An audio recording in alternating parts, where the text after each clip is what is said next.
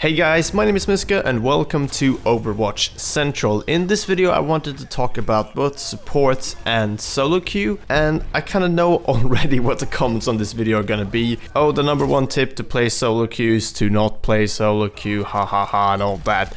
We've heard it before, and I mean, to some degree I can kind of understand where that opinion is coming from, because I've had very bad and also very good experiences in solo queue, but you tend to kind of remember the bad ones and all the negative experiences you've gathered up over the course of time. But before you say that, I just want to remind you that sure, they're kind of a vocal minority, I feel, at least in the YouTube comments and on Twitter and Reddit, but pretty much the majority of people do actually play solo queue in Overwatch. In beta there were some really good stats showing this. I remember Jeff Kaplan posting on the forums and essentially just showing a lot of stats and explaining that there are actually a lot more people playing solo queue and queuing solo than what the community thought. Anyway, I wanted to make this video to talk both about solo queue, which people generally have very negative feelings towards, and with this I can also focus on supports, which are being changed up a fair bit with the PTR changes that may make it to the live client, such as the Ana boost not giving speed anymore, the slight Lucio nerf, and of course addition of Sombra, who can be a strong backline harasser against supports and also negate the entirety of the Lucio ultimate. Anyway, as you can hear, I kind of have to start with talking about supports in the upcoming meta. Unfortunately, these videos are always going to be sort of dated like that, because you have to always respect the meta just a little bit at least. Some heroes are just going to be a little bit stronger naturally, even though the exact sort of meta compositions and so on don't necessarily apply to every game. Anyway, that's a whole nother topic, but basically more potent support players are definitely needed nowadays, more than ever probably, as it's going to be more difficult than ever before to play support, in my opinion. So obviously when giving tips about Overwatch you have to respect a few things. One, you have to respect whatever hero or class you're giving tips for, as they all play very differently, hence why tips about positioning and just general tips will be very different from class to hero to situation and so on. Now in terms of solo queue, a lot of the time this means that one, you don't have a friend that you can shout out to just get some help or to heal you, or just that one guy that we all know that's amazing at Genji or McCree or whatever. They won't be there with you every game. You might bump into some amazing player in solo queue, which is great, you know, we all love it when that happens and someone is just playing really well on your team and it feels like this game is just gonna be a breeze, but that won't happen every match and we all know that. So we're gonna sort of focus on yourself, on support as a playstyle, and the upcoming meta all in one in this video. Alright, so to begin with, I just want to also sort of underline that many support abilities are undervalued. Lucy's speed boost is still the only mobility ability that affects the full team. There are a lot of different examples of this where an ability is kind of undervalued a lot, not used enough, and maybe you realize that you should actually use this ability a lot more. Every time it comes off cooldown you should look, hey, can I actually use this ability now? It's just something useful I can make of it. But my point is that stuff like Lucio's speed boost, that some people will say, oh, this Lucio is just speed boosting around and not actually healing me enough, they might have to rethink a little bit. Basically, when you're playing a really good support, the rest of your team should just feel like they're kicking ass and doing really well, and feel like they are just contributing a lot rather than, oh, our support is doing a fantastic job. If you're doing a great job, you're either noticed a little bit now and then as a support, or you're not noticed at all. But when the support is doing a bad job, you can most of the time notice it straight away. Anyway, moving on, this has to do with the sort of same thing with not really balancing abilities, but more playstyle. So the next tip, or sort of thing I wanted to talk about, is the balance between supporting with damage and offensive capabilities in comparison to just simply healing or staying behind or soaking a bit of damage, that sort of thing. So basically offensive and defensive playstyle. Now this is what I think is kind of the number one issue that a lot of people run into when playing, for example, Lucio. Lucio has of course the very sort of, you know, split up playstyle between offensive with speed boost and defensive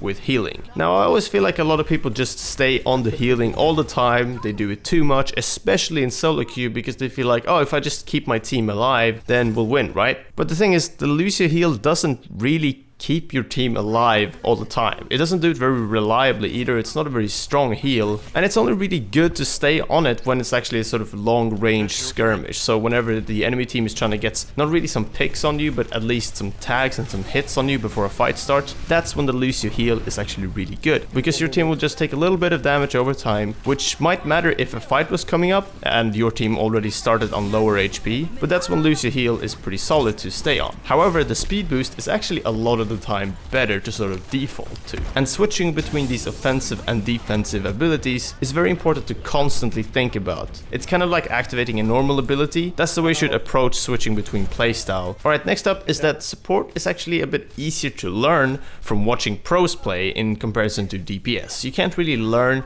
to aim better by just watching a VOD, right? But positioning, ability timing, and synergy is easier to learn from a pro stream or VODs or just watching a tournament or whatever, and this can then be applied to solo queue, and you probably won't have many people insta-locking supports there either. So believe it or not, it's actually kind of a nice environment to learn to play supporting to some degree. Sure, you'll definitely run into those people that play DPS and have a terrible game and just don't do any damage and don't do enough for your support to actually really matter, but that's just kind of Overwatch in a non-sort of competitive 6v6 pre-made scenario all the time. There will always be some randomness to it, and sure, solo queue has more of it, but there are pretty good examples of people actually solo queuing all the way up to Diamond or Masters or even Grandmasters sometimes. And sometimes I can actually find the challenge of playing Ana in solo queue to be kind of interesting. Now that you can actually play quick play solo queue and still have the hero limit so you get some decent team lineups and so on, you can practice these supports in solo queue there as well. Anyway, let's move on to the next point, which is the most important and also most difficult thing to do as a support, which is to stay alive.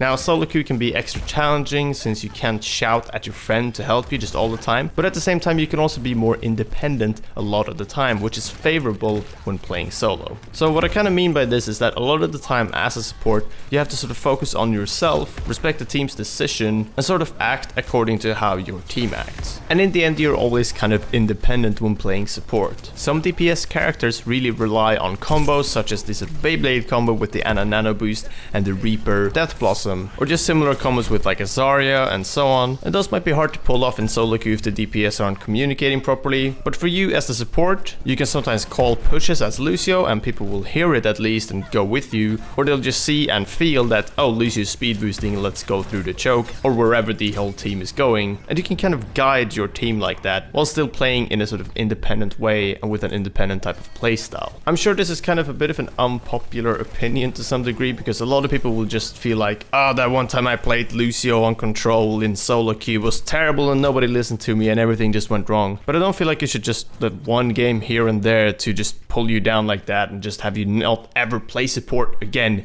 in solo queue. It's not healthy, and with the upcoming meta changes, it'll make everything even worse, because good support players will be very, very valuable in the sort of upcoming patch if all these PTR changes go through, such as the removal of the Ana speed boost, because the Ana Nano Boost has been such a big deal in the pro meta, in the normal ranked meta for anything from gold to grandmasters, and supports will take a hit regardless due to the addition of Sombra to the game, and also the buff to some of the tanks and offense heroes. So I hope you guys kind of see where I'm coming from, and maybe this video will even prompt some of you guys to start playing support, who knows. Anyway, just before I go as well, I want to point out that positivity and communication is great in solo queue. It's really, really cool to bump into people that try to be positive and start communication with the team and so on. Just don't get distracted and keep focus on yourself in the end, right? I was in a game just earlier today and also a few days ago, and I remember quite a few even before that, where someone comes into the game and they're really positive and they want to communicate and so on, but they kind of forget to focus on themselves, and the team kind of gets distracted too, or some people at least. They start talking too much or start calling out and discussing things that we don't really need to discuss. Sometimes you just need to act, you know? Anyway, I hope you guys see where I'm coming from with this. Let me know what you think in the comments below. Let me know what sort of roles you guys play